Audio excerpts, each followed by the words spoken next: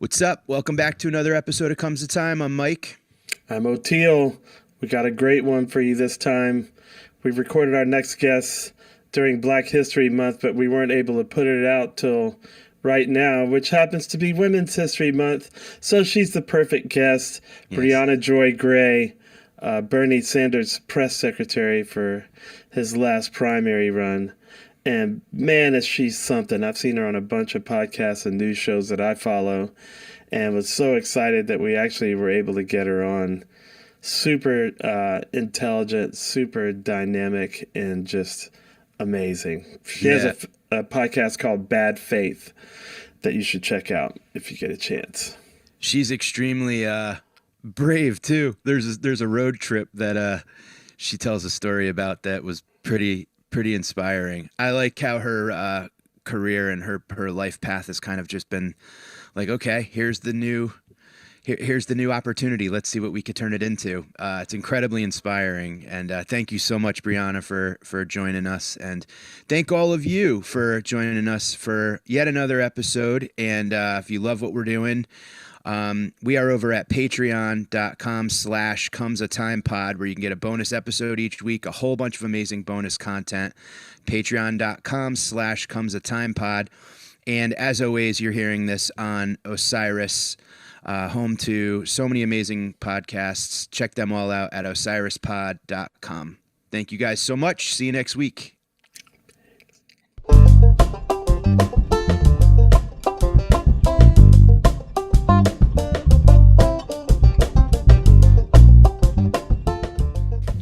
Good, fan out. Sorry, I'm just such a huge fan because, I was a huge Bernie guy. I was ready to give up on all of it. And my wife was like, you said you were done with politics after Obama. I was like, I know, but I think he's sincere. And then here you come. I was like, oh, man, what? This is awesome. So but you and Nina Turner, y'all kept me just like spiritually topped off. So I just want to thank you for that. Well, it's very sweet of you to say. It's what did Bernie always say? It's not me, it's us. It's about a movement. It's going to take time. And I know, believe me, I know more than most that it can be very dispiriting. I know. That's why I'm so relieved to have you on, because I'm like, someone that really gets it, But man, what a treat. Thank you. I follow all your podcasts, and then all the other places that you frequent. And so I was like, let's just see, maybe we could get her on. So, but I'm interested. How did you start out as a lawyer, right? Mm-hmm. How did you transition out of law?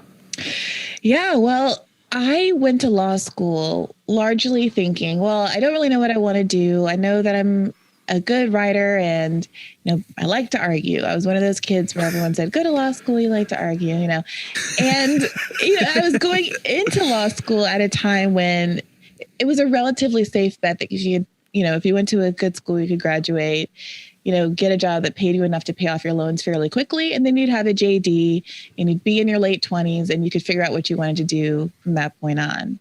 I didn't really ever have any strong intention of having a long career in law, but much to my chagrin, Lehman Brothers collapsed about a month after I got on campus, and I graduated into the Great Recession. And the opportunities to get the kind of big bonuses at big firms that enabled you to pay off your loans fairly quickly dried up. It's hardly a woe is me story. I was fine, but my kind of one and done strategy didn't exactly pan out. And I was looking at having to spend, over a decade at one of these firms doing something I really fundamentally didn't believe in, and also didn't really accord well with my skill set. I felt like I was good at things that just had nothing to do with my job, and it was kind of hard on my self-esteem. So going into 2016, I became a huge fan of Bernie Sanders. I was very frustrated that other people in my immediate social surroundings, people at the firm, people in my friend group, didn't see what to me felt really obvious, which was that this was the first time in my lifetime that there was a candidate that really accorded with my values. That wasn't just kind of the best approximation or the lesser of two evils, but who really had a policy platform that was based on the same humanistic values that I had been brought up with. And that was because he was untethered from the pay for play game that really defines politics, was able to speak to my issues in a way that was clear and direct and that felt frankly revolutionary to my personal politics. But arguing with people about it who seemed just not to see it, people who I thought we were kind of on the same page and same, had the same backgrounds. I thought we were all really on together. It really kind of exploded. It was a mask off moment for me. And particularly as a Black woman, I was frustrated by some of the narratives around identity politics and, how only white bros liked Bernie and, you have to vote for Hillary Clinton because she's a woman and all of this stuff. So I started a podcast with a friend of mine who's gay and Korean American, who also supported Bernie, to try to reframe some of those arguments and push back against some of the that narrative. Now, we were two nobodies from nowhere, and I needed to draw attention to the podcast. So I had this inkling that I should start to write in order to do so. I could put some articles out there and my byline would be out in the world. And it was coming up on my 10-year college reunion. I was really upset that I was still a lawyer. I was feeling like I needed to make moves in my life. So I started to pitch articles, and nobody wanted them. Nobody wrote me back. And then finally, a couple of months after the reunion, I realized I was Facebook friends with a woman from law school. I wasn't friends with her in law school. I never met her in person, but we were Facebook friends because we had been arguing on the same side of the issues throughout 2016. And she was another Black woman. And we got the same kind of crap from everybody about how, we must not exist because we're Black women that supported Bernie. And she was a writer at a lefty magazine called Current Affairs. So I DM'd her and I said, Vanessa, what do you think? Should I pitch to Current Affairs? And she said, absolutely. And my first two articles that were published there both went viral. And after that, my writing career just kind of took off. Oh, fantastic. And that led ultimately to getting the attention of the Sanders campaign, who asked me to come down and cover a rally of his. That's when I first met Bernie in the spring of 2018. And then about a year. So they came to you? Yeah, they asked if I wanted to. He was commemorating the 50th anniversary of Martin Luther King's assassination. And he was giving a speech in, I think, Memphis, Tennessee, and then Jackson, Mississippi. And he was driving. There was a 3-hour car ride between, and they asked if I wanted to cover the event and ride with him and have an off-the-record conversation with him in the car. Yes. Yes. Oh, wow. Trial by fire right there, huh? Exactly. I was very nervous. You're nervous to meet your heroes. I was like, he's kind of a famously... What I knew of him publicly was that he was famously a curmudgeon. And I was like, gosh, what if we just don't get along? Still care about him and like his politics, but, this could be awkward. Also, I was very new to journalism. I was hardly, a veteran reporter or anything. And I, was very much learning on the job. But I got New York Magazine to accept the pitch, and they paid for my trip down there. Nice. Meanwhile, my job doesn't know about any of this. Great. My firm has no idea that I'm writing. My firm has no idea that I have a podcast. My firm is wondering why my hours are down, why I'm not billing as many hours as I usually did. But I had just gotten back from a vacation as well. And when I got the opportunity to go and meet Bernie, and I was like, oh, I'm just taking a random Wednesday, Thursday off in the middle of the week after having just gotten back from a week-long vacation. And this does not look good. But how can I say no? Right? Right. Of course. Yeah. So I went down there and it was great, but that's when I got kind of found out by my firm, and they're like, this is not sustainable. What are you gonna, what's your plan? And luckily at the time I was already interviewing at The Intercept. Ryan Grimm, the senior politics editor for the DC office here, had reached out and asked if I wanted to come on to be a senior politics editor there.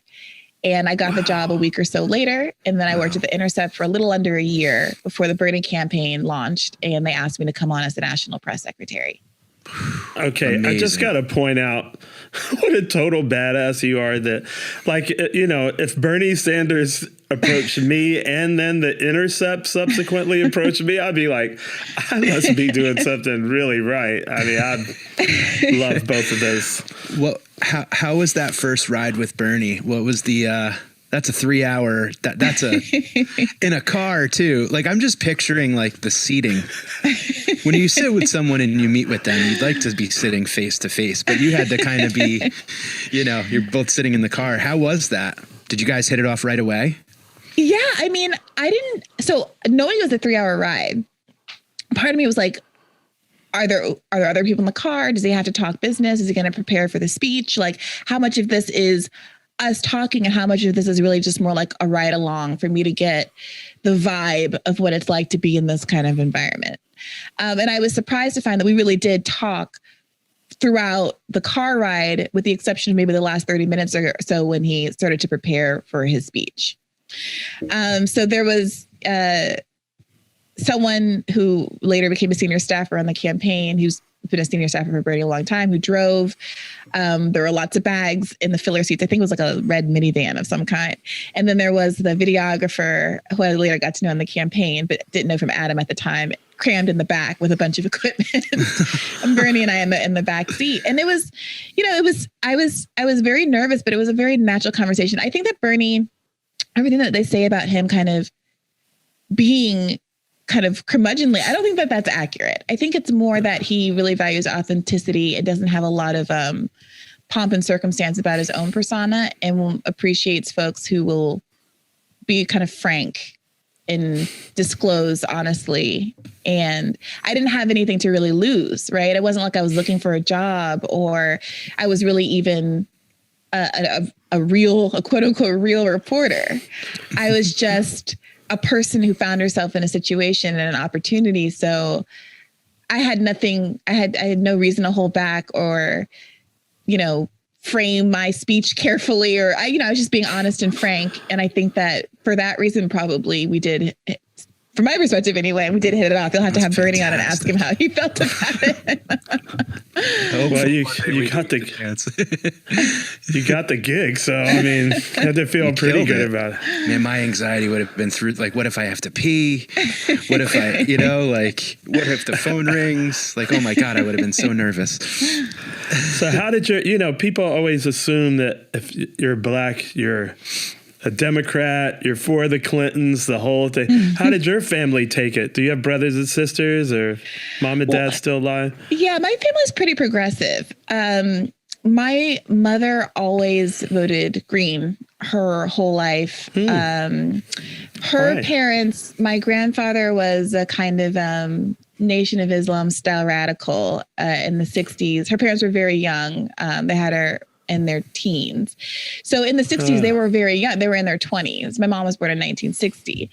And my grandmother was kind of like a hippie Buddhist who did transcendental meditation. Nice. She quit smoking in the early 90s and grew these really long locks to commemorate it. And, she's always been kind of whimsical, had plants hanging everywhere, and like a giant fish tank with these huge fish like this. And like, it was like a whimsical. My mom tells the story of coming home from school one day, and they had painted all the walls in the apartment black and had gotten white shag carpeting. And it was just like, it was like a cool vibe, it was a vibe. This all seems to be making complete sense, that this road leads to Bernie Sanders. So they were cool with Bernie. They were cool. My mom put me on to Bernie. I was at the firm one weekend, preparing for trial for a big case. And I got a FaceTime from my mom, and it was her and my brother downtown at a rally. And I was like, what on earth? This was early. Like I didn't know Bernie Sanders from Barney Frank. Like I didn't really know what was going on. And I was like, where are you? She's like, I'm at a Bernie Sanders rally. I was like, why? I dragged your brother down here. I'm here with your brother. And she has her arm flung around a stranger, as one is wont to do with these things. Yeah. And had this signs up behind her, and they're like chanting, together, united, we won't be defeated, or whatever. And I was like, okay, I guess this is something I should be paying attention to. But yeah, it was really her and kind of the value set that I was raised with that I think made it a no-brainer. And in my household, it would have been a problem not to support Bernie Sanders. I know that it's a struggle for other folks, though, and I know that there is a real issue. I won't say issue, but there are legitimate historical reasons why Black Americans feel a deep commitment to the Democratic Party. And I want to be respectful Absolutely. of that when I talk about these kinds of issues. We just interviewed Martin Luther King III on yesterday on our most recent premium episode of my podcast, Bad Faith. And even somebody who comes from such a radical tradition as he does, whose father identified as a democratic socialist, is, obviously, and I say this respectfully, more moderate than kind of the Bernie left. And I think it's important for us to be willing to and to continue to engage in conversations with people like that, because oftentimes it's kind of a moderate, a moderation that comes out of habit as opposed to some deep-seated conviction. And it takes time and patience and talking to people about the ways that systems could work better and the way the world could be better outside of the two-party system that we've been led to believe are our only options. And when you do that, it can work. It just has to be a project that starts more than just the campaign season before. And sometimes I think the left needs to have a much more welcoming, solidaristic attitude toward those people, the same way that they often will have about the white working class, which they should, right? But that also has to extend to Black people and other groups who are perceived to be kind of intractably moderate. That's not the case. You just have to bring that same kind of organizing mentality and long-term organizing approach to our communities as well. I guess I don't have a problem with moderate, because what does that mean? It's just all policy for me. Yeah. You know what I mean? So I have a problem if it's too corporate. Yeah. So, but where corporate also, obviously overlaps heavily with moderate, but I like to separate the wheat from the chaff, Well, for you, okay. Well, I think that the problem is that a lot of people don't see the oligarchy. They don't see the corporate infiltration. When they see someone like Pete Buttigieg or even Kamala Harris say, this is the best we can do for now, they think that they're making those decisions based on their insider savvy knowledge of politics, because they're being realistic and pragmatic, that they are assessing what the pushback is going to be from Republicans. And therefore, this is the best we can do as a kind of like a middle ground compromise position. And what they don't know is that for policy after policy, overwhelming majorities of Democrats and even majorities of Republicans support these policies. And the obstacle is not Republican voters. The obstacle is members of both corporate parties, both corporate Dems and corporate Republicans, who are both heavily invested in maintaining the status quo. And when you tease that out for people, when you point out, hey, look, I know that you respect a lot of these folks as civil rights. I know you respect Jim Clyburn a great deal as a civil rights hero. And I appreciate that and I understand that. But it is also true that a majority of Biden voters in South Carolina wanted Medicare for all. And it is also true that Jim Clyburn was stridently against Medicare for all and supported Joe Biden for that reason. And it is also true that Jim Clyburn takes more money from the pharmaceutical industry than any other member of Congress in the House or the Senate. I thought it was Cory Booker, but I stand corrected. it's Jim Clyburn. It's Jim Clyburn. But the same goes for Cory Booker and everybody else. It's not about whether they're a good person or a bad person, if they mean well or they don't. Oftentimes there are systems, there are structures in place that frankly create a lot of incentives for people to take this money.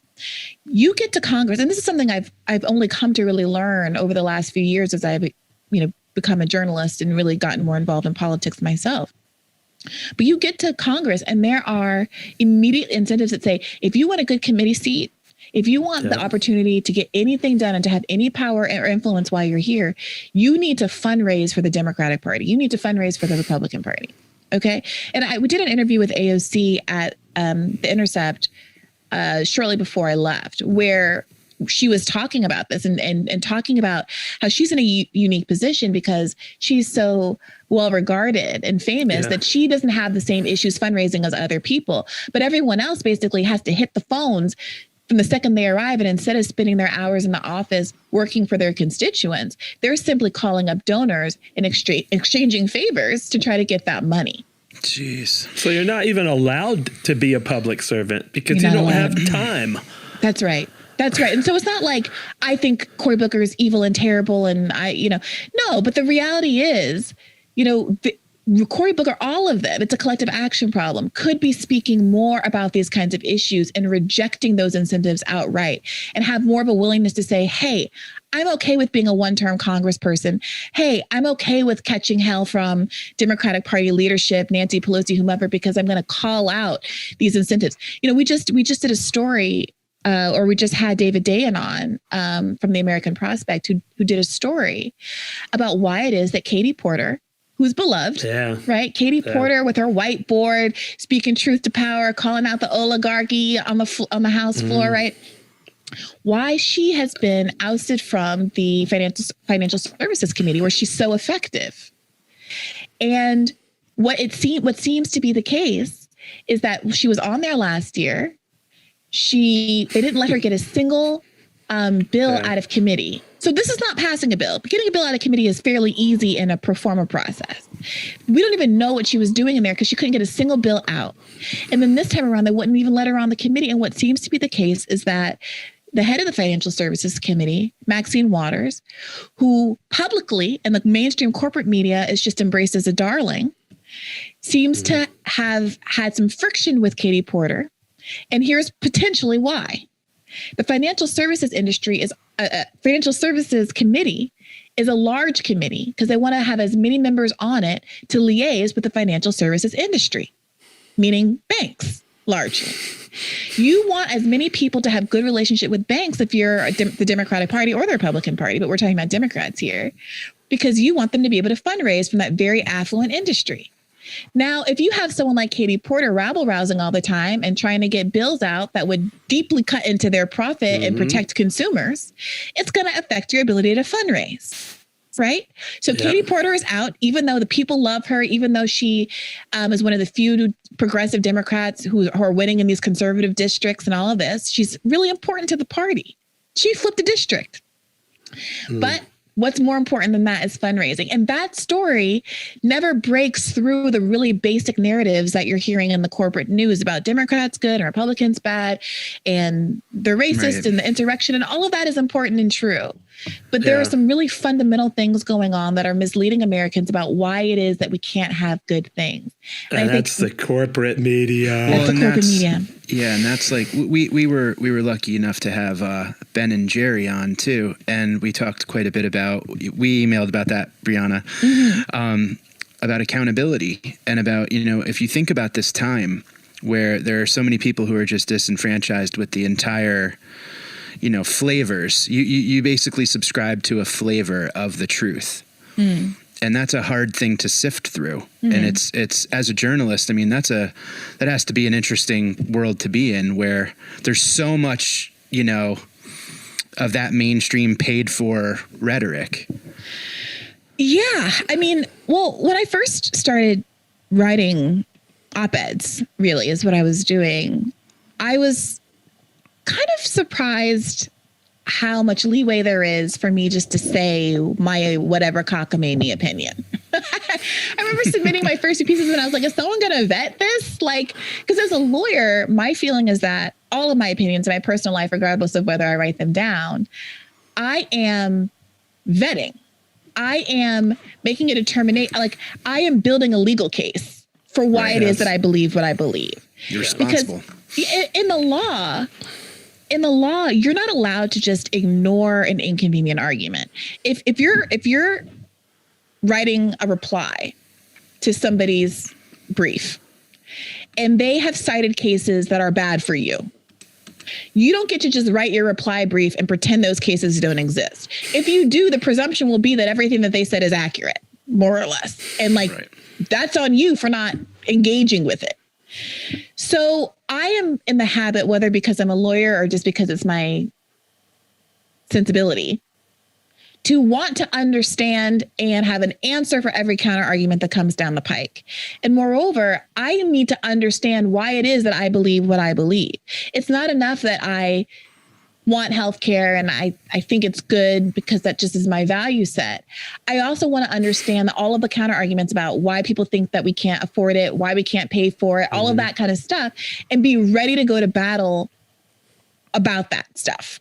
Yeah, that's you know? great. Yeah. And so when I was writing op-eds, I treated it the same way. It wasn't just an opinion piece, you know, I think cancel culture is real. I think cancel culture is like, no, if I'm going to write a cancel culture piece, one of my first pieces was about identity politics, weaponizing identity politics in defense of people like Hillary Clinton and, Kamala Harris, regardless of what they do. Neera Tanden, right? And another one of the pieces was about cultural appropriation, which was real hot in 2017. And, I was taking a nuanced approach to both issues. I'm not sitting here and saying identity is bad. Don't talk about being Black or queer or a woman. Like, that's not the problem. The problem is pretending like that is essentializing, that is all of who you are, and that who you are is dictating your politics down to a T, and that we're all not influenced by a confluence of factors. I'm Black. I'm also from New York. I'm also a woman. I'm also a person of relative privilege. All of these things are coming together to affect who I am as a human being. And just because Hillary Clinton is a woman doesn't excuse her long record of doing things that in fact are directly detrimental to the interests of women in this country. So, and Black people. And Black people in this country. Yeah, it goes without saying. I mean, of course. Yeah. Why am I talking about this? Oh, building a case. I was really shocked that it doesn't seem like every op-ed writer feels that same obligation. I think especially when you're writing op-eds, right? Because it's all just out of your head. It's not straight reporting. I'm not like going out and interviewing people. That there's a bigger obligation to really substantiate why you believe everything. And I think that's largely what my pieces took off.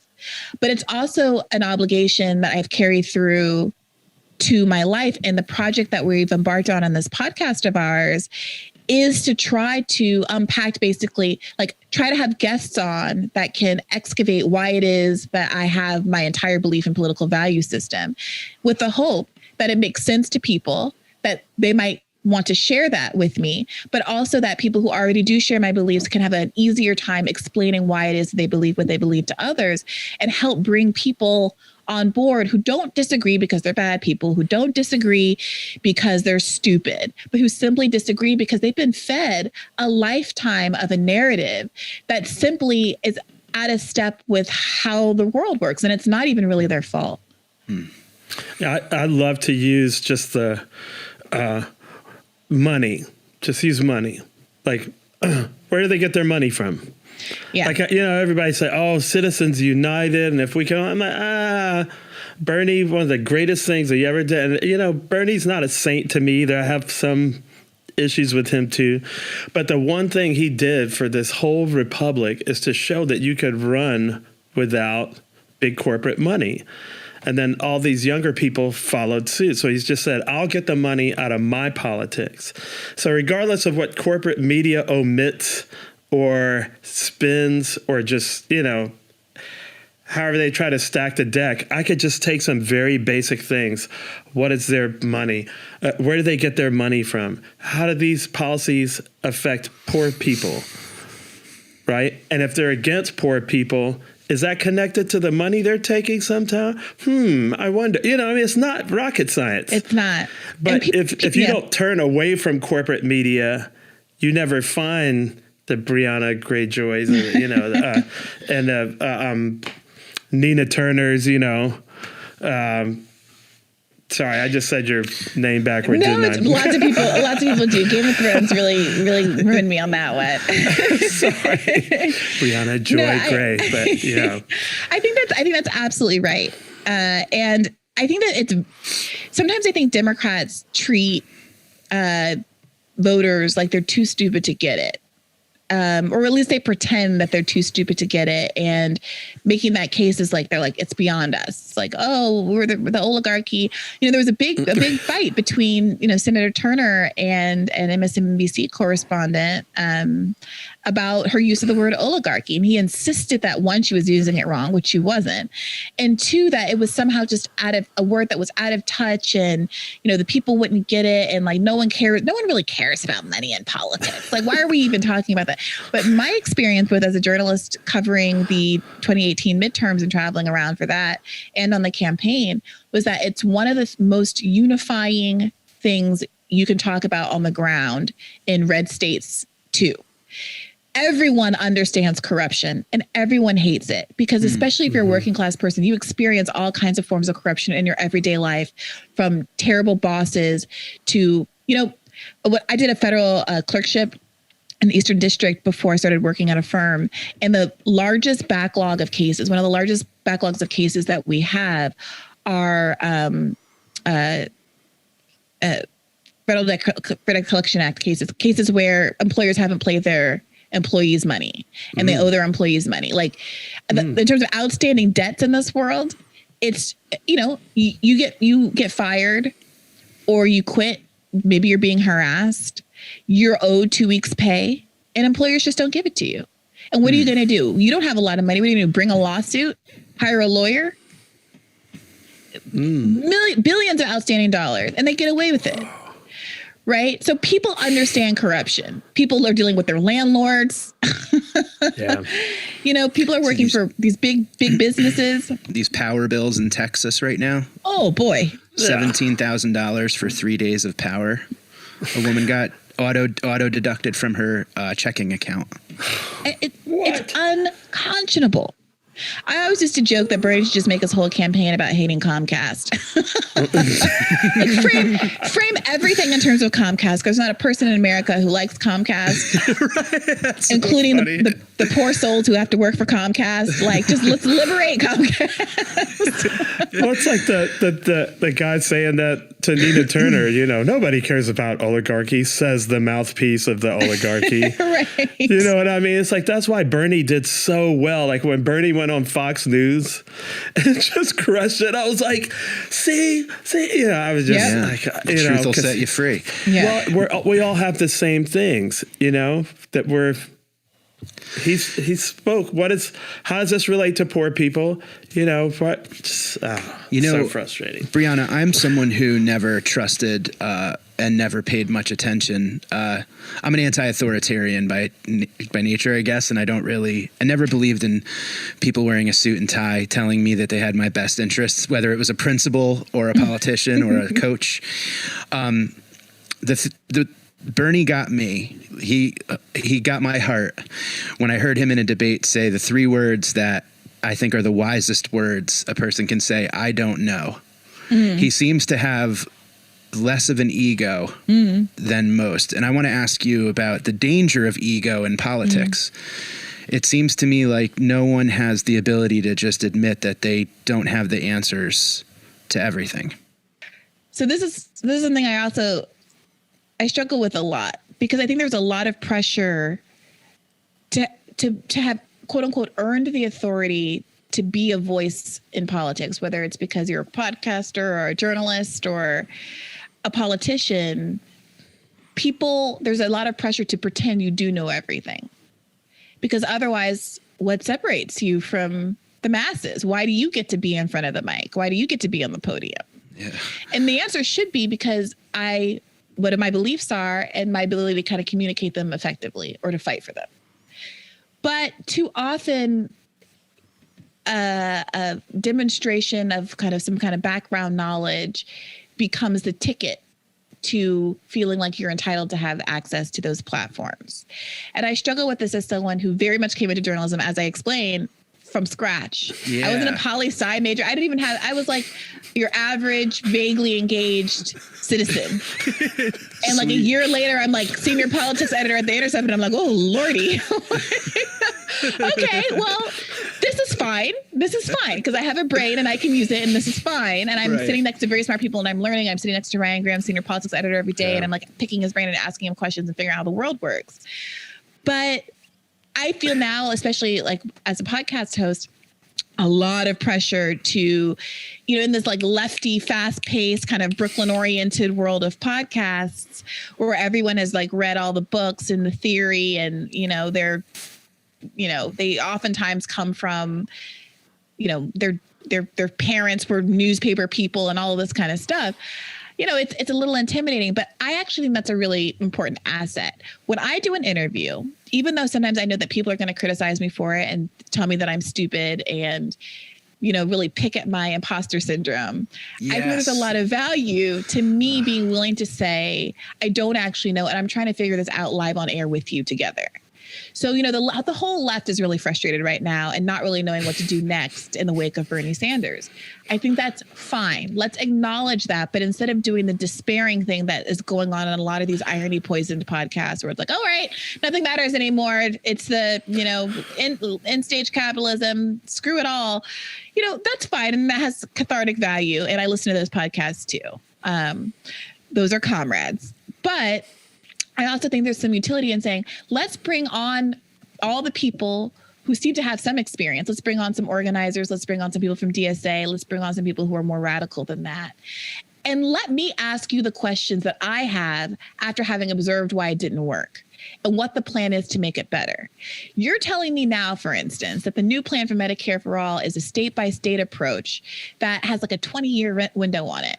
I don't love the sound of that. So instead of just accepting this is what you're saying to me, before I do so, let's just probe that a little bit and figure out what is behind that decision making. Because me and nobody I know was actually consulted on that being the game plan. Okay, we just did an episode on Israel-Palestine conflict, and I was very nervous about it. One, because I have no personal authority or expertise, and two, because it's a very sensitive subject. And you know, I asked a lot of what I felt were like kind of stupid questions, you know, but I felt like the conversation was going to this place and I'm like, I listen to all these podcasts and half the time I don't know what they're talking about. All right, Briahna, suck it up. Be the dumb one who asked this question. And all of the feedback for that episode was thank you so much for asking that. This was the most productive conversation I've heard on the issue. And now I finally feel like I understand it and have the confidence to defend positions that are very third rail issues, even though they're important and they're right. And the same was true. We had Ben Cohen come on to talk about Julian Assange, right? This is another one of those issues that people, even people on the left are like, I think I'm supposed to be weighing in here and be supportive of Assange, but I've heard these things about how he's like a bad dude. And so maybe I don't want to weigh in and it's complicated. You know, it's important, I think, for us to be willing to be like, okay, I might be ignorant, but that ignorance shouldn't keep me from engaging. And I feel like my own ignorance or my own, I mean that like not stupidity. I mean like ignorant, like not knowing about things. Absolutely, is a really powerful tool, and having a little bit of the confidence to be able to own that, and not feel like that is reflective of like my worth or intellectual merit or anything like that, is a real boon to the work that I do. See, I highly respect that, because I feel like you could see right through the hot air when you just see somebody that's answering for the sake of I have to answer because I have to pretend like I know something. Admitting you don't know leaves you more open to learning and vulnerability, and it makes others feel comfortable. And I think that's where the most important thing is right now, where everybody feels like we're all living in a silo. Yeah. You know, it's hard to figure out everything all at once. So, and there's a lot of stuff. A lot of stuff. And at a rapid speed too. Super fast. It'd be nice if that attitude was automatically, like, reflexively equated with intelligence. Like, being like, you know, I'm ignorant of this. I mean, help me out. Yeah. Yeah, it's hard. Like my co-host, he's from the most popular podcast on Patreon, and the most popular podcast on the left, Chapo Trap House. And they have become very successful and popular in large part because, you know, they talk fast and they're deeply knowledgeable, and they do all these deep cuts, and they name whoever was the senator, you know, from Nebraska in 1972. And they just know all of the things. And it's very impressive. And I learn a lot, and I really enjoy listening to it. Plus they're really funny. Like, that is why I listen to that show. But I also sometimes just want something else. I want someone to take a beat and just explain the thing to me so I understand why the conversation about the senator from Nebraska in 1972 is even relevant to me. Because if I don't get it, it's like there's no point. And also there's this piece of it that's figuring stuff out. So there's a piece of politics that nobody knows. Nobody knows. It's not about how long I've been in the game and how much historical knowledge I know. Nobody knows, because we are literally figuring it out. You know, so you know, we had this conversation about, someone came up with a strategy to get a floor vote for Medicare for all. And they came up with a strategy that says, you know, we can leverage the fact that Nancy Pelosi needs to be voted for, that she needs to be confirmed as speaker, and the fact that the Democrats only have a very narrow margin in the House. That means that if there's only a handful of defections, let's say 5, 7 defections, that Nancy Pelosi would not be speaker. And they would have to keep voting and voting and voting on consecutive rounds until she got a majority of votes. Majority of votes, and it could actually be Speaker of the House. And during that time, you could try to extract whatever concession from her you wanted. So someone came up with this idea, and it took off online because leftists are so sad and tired of losing and sad about Bernie. And they're like, okay, we could get something. I don't really care what it is. Maybe it's a floor vote on Medicare for all. Maybe it's getting rid of Richie Neal as head of the Ways and Means Committee, which stands in the way of a lot of our progressive issues. Maybe it's getting rid of some of these other procedural things that stand in the way of progressive programming. Filibuster. Whatever it is. I mean, things that are in Nancy Pelosi's purview largely. Yeah. But yes. And the fact that was so exciting to so many people, I think came from the fact that somebody just used their noggin and was like, oh, this is a strategic opportunity. Yeah. And who's thinking of subsequent strategic opportunities that are coming down the pike? We interviewed Ralph Nader, and Ralph Nader was like, hey, I used to dress up as a waiter. I dressed up as a waiter with like a big silver tray and an apron on and like rushed some like congressional meeting or I forget what it was, but he like basically crashed some political fete in order to make his issue heard. Yes.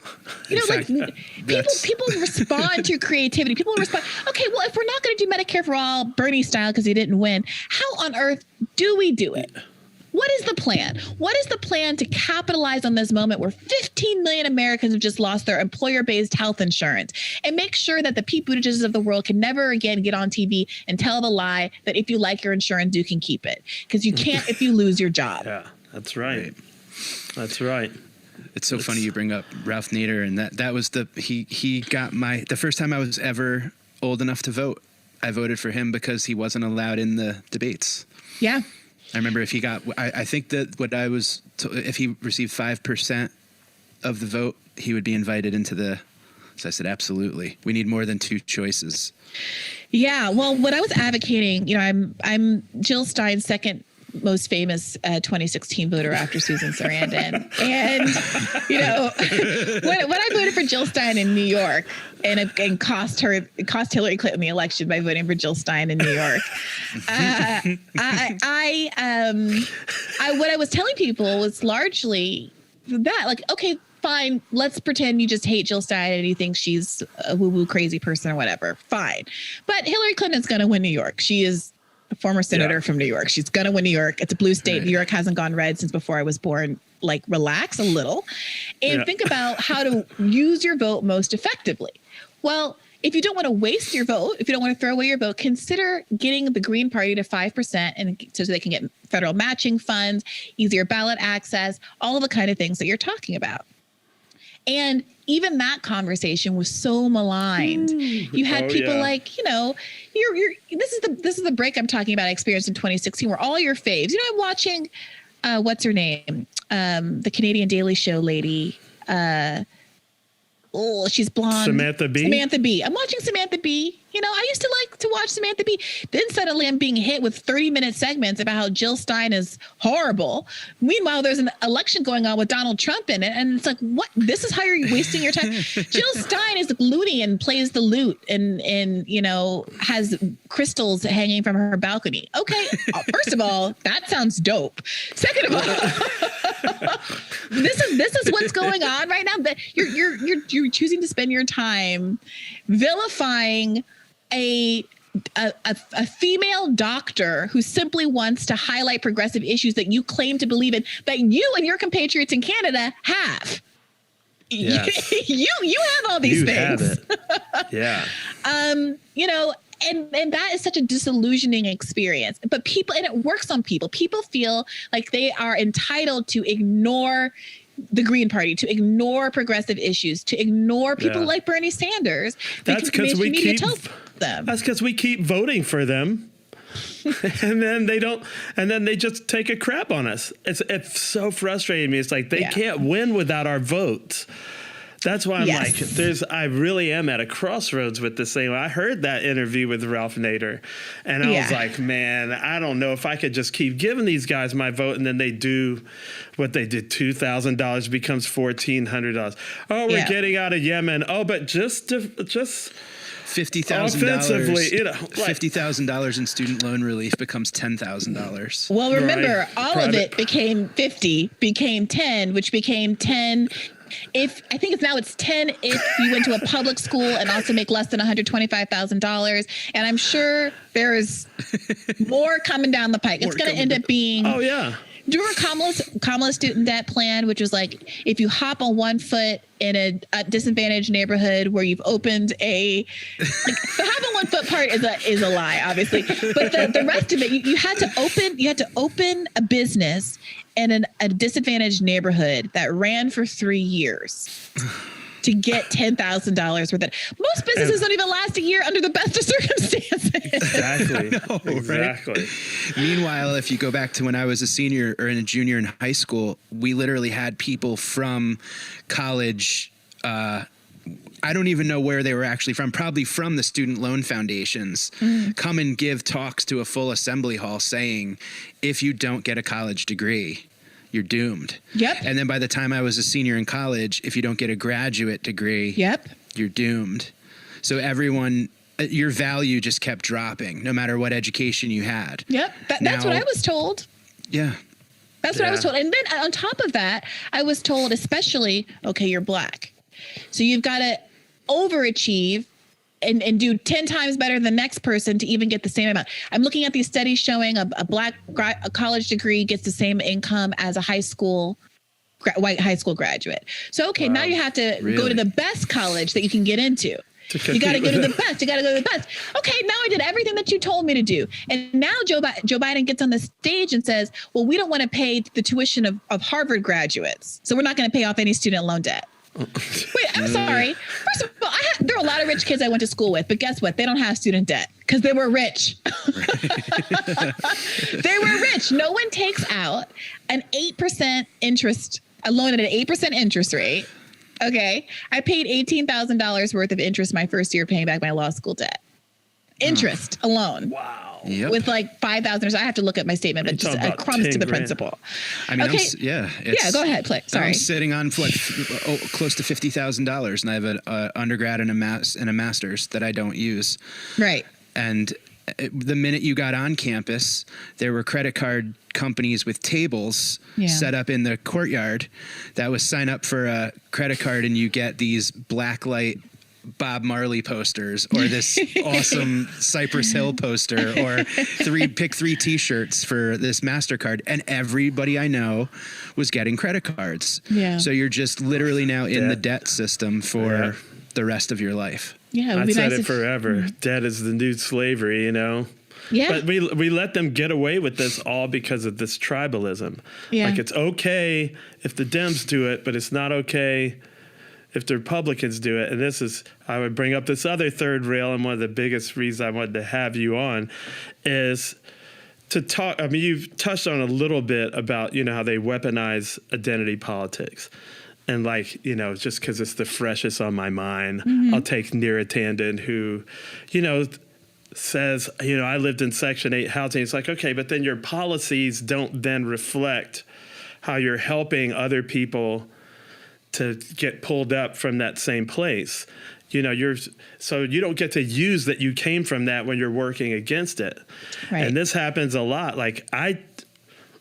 It's another third rail. I didn't vote for Obama the second time. I was like, you're ahead of me. He was like, he's acting too much like a neocon. I just made a long list of things. I'll never forget. I sent it to my family, which kind of set off a little grenade in there, because he's made into a saint, and it's, I get it. Representation matters. But if your policies are not in line, then it's like, well, I'm just being tribal myself. So I made this list of things, and I changed it to George Bush. It was like, remember what George Bush did? Blah, blah, blah, and blah, blah, blah, and blah, blah, blah, and blah, blah, blah, and blah, blah, blah. And I was like, oh, yeah, that wasn't Bush. That was Obama. So all of a sudden it's okay. And I'm like, That's clever. I like that trick. I can't play that guy. I can send it to you because it's a longer list than you'd think. Yeah. And we were mad about it when Bush was doing it, and rightfully so. You know what I mean? Like, so then when Biden says, oh, we're going to get out of Yemen, but not really. Oh, we're going to close private prisons, but not really. It's like, here we go again, Lucy with the football.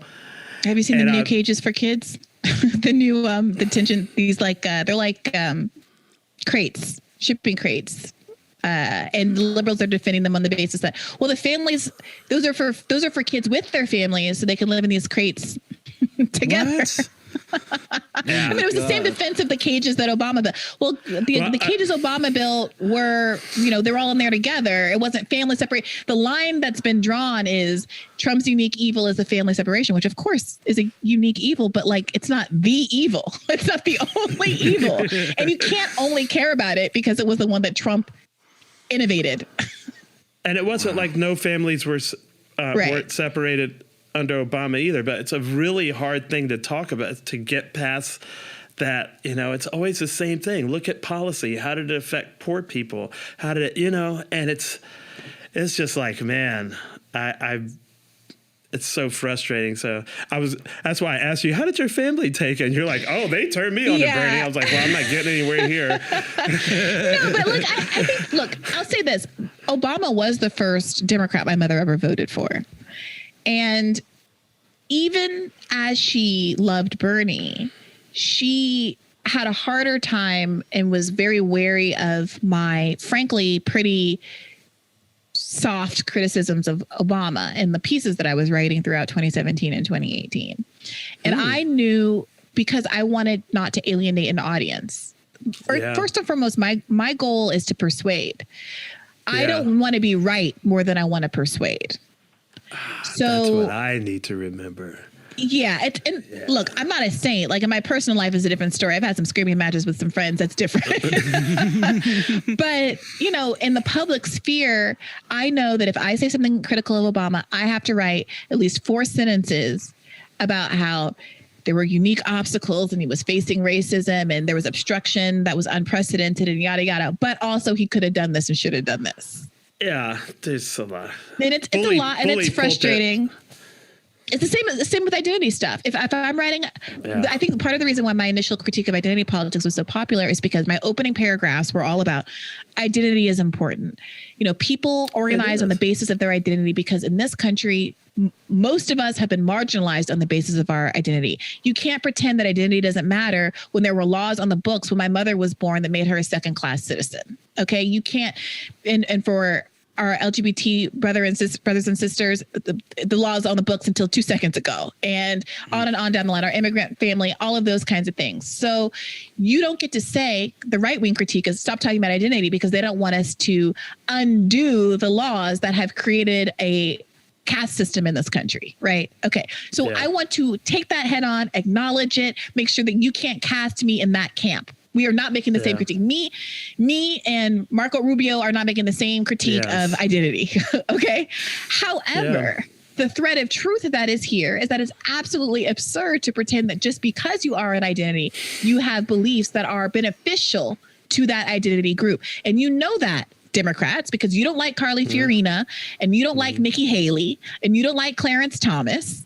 And you are very able to see that when that person's a Republican. And I need you to open your eyes just a little bit wider and understand that the same can be true when it's a Democrat.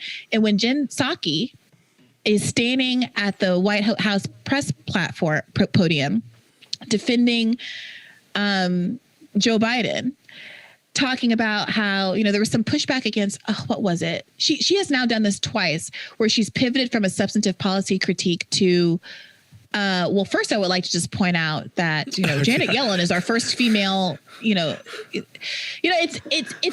becoming really transparent to a lot of people. The new, is it? The Secretary of Defense, so. The black guy, it's like, this is people were complaining about Biden's like number one aide, Cedric Richmond, who's a congressman from the most polluted air tract in America, that one of the top 7 of the top 10 most polluted air tracts in America are in his district in Louisiana. Whoa, and people were complaining about this guy as being appointed as an environmental liaison. And the response is, how dare you critique a black man? Like, the people who live in his district are black. The people who are breathing the air in his district are black. So many of these Democratic cities, and this is a Republican talking point, but Democrats have to contend with it. So many people in these Democratic cities where all of this police violence has happened are democratically controlled cities, oftentimes with black representatives in leadership positions. Okay, LA's trying to get rid of their black lady that's I forget her, I think she's a police chief or something. She's way up there. And people will act as though, well, because she's black, it's an act of racism to want to get rid of someone who has been overseeing an unjust system. And Kamala Harris has encountered the same thing, obviously. Kamala Harris, did not have the support of the black community. She didn't. Nobody voted for her, for one. She had to drop out before her own primary, before the California primary, in her home state, because Andrew Yang was polling higher than her in her home state. Yep. Obama's how that happened. You know what I'm saying? Oh, Kamala Harris, you mean? Well, I'm just saying the whole Bernie thing, they were both doing terrible. Oh, you mean pulling them out of obscurity? Yeah. And then all of a sudden it's like, and I'm like, making the call. Please. I get into that a lot with I go, okay, representation matters. What about Condoleezza Rice? What about Ben Carson? What about Clarence Thomas? What about? And it's like, so don't get mad at me when I say, what about the Secretary of Defense, who I can't remember his name right now, but he took over $1 million from Raytheon. So come on, this is the guy that's going to be making our foreign policy. He's our point man on foreign policy, and Raytheon is stuffed all that money in his pocket. Like, how do you think that's going to go? And they immediately, it's already happened. They immediately did a deal. I'm sorry, I'm not remembering the detail in this moment, but immediately the conflict of interest became apparent. And what's really funny is Dems do this thing, and they started doing this, I noticed, really hardcore during Hillary Clinton in the speech conversation, which was, oh my goodness, how dare you say that Hillary Clinton would ever be influenced because she took a lot of money to give a Wall Street speech? What on earth, what planet? They were so well, what planet do you live on when just because someone is paid $500,000 for a speech, they would change their opinion on something? That is just the craziest thing I've ever heard in my life. Like, they really pretend like pay to play doesn't work, like it doesn't exist. Someone sent me a cheese basket, and I found myself feeling very positively toward them. I was like, gosh, Briahna, you better get it together, because that was a really nice gesture, but you can't go soft on this person just because they sent you a cheese basket. Okay. And that was a cheese basket. Yeah. Oh, that's beautiful. It's the thought that counts. Before we have to, this is we would love to have you back. Absolutely. Oh, but I would love to ask you for the person who is maybe just coming on, and just figuring out that they have to pay attention, and that the truth that maybe the 4 channels have been feeding us, or Facebook, whatever you choose to like, and the algorithm is feeding us. Can you recommend to our listeners some of the news channels that you personally appreciate and that you kind of find to be the most truthful? Yeah. I mean, honestly, in 2016, I was so demoralized. I had to start, I think the lefty podcast space was really important for me. I was listening to a ton of podcasts that I had to stop listening to, because suddenly when they started talking about politics, it was like, whoa, Nelly, I can't be in here with you. I really liked you. This was a fun podcast, but this is just too traumatizing in this moment. So I started listening to Chapo Trap House. I started listening to Unauthorized Disclosure, and that led me to the Katie Halper show. And Katie Halper has become a friend. She does these amazing live streams. I find her to be really accessible, and I think that she has some of the best guests on the left, and really hustles and has a nonstop stream of really compelling people in a really timely way, because she does so many episodes a month. She also has a podcast with Matt Taibbi with Rolling Stone called Useful Idiots, which is good. They're The Dig from Jacobin, reading Jacobin, and Current Affairs, which is a magazine that is close to my heart. That's a copy of the back of my little lamp. I'm a contributing editor there, and it has I think of all of the lefty outlets, it has a much more approachable style. The way that it's written is very accessible, and it also has a lot of like color and light and joie de vivre. The hard copy is gorgeous, and it's opulent and colorful in the way that the left doesn't always allow it to be itself to be. The founding editor like moved down to New Orleans because he just likes color and texture, and he's like, why shouldn't we be based out of New Orleans? People wear costumes here all year. It's fabulous. And they also have a podcast, which is great, the Current Affairs podcast. And of course, I would recommend people listen to Bad Faith, because we do try to be Absolutely accessible as well. And obviously there's big platforms like Young Turks and Sam Cedar. I have had some ideological disagreements with them of late, but I'm not going to pretend that there's not a lot of like basic information there for people to learn. But just be careful and keep a critical mind about stuff. And I'd say diversify. I listen to all kinds of things that I don't agree with at all. I listen to Pod Save America. I listen to Red Scare. I listen to all over the ideological spectrum.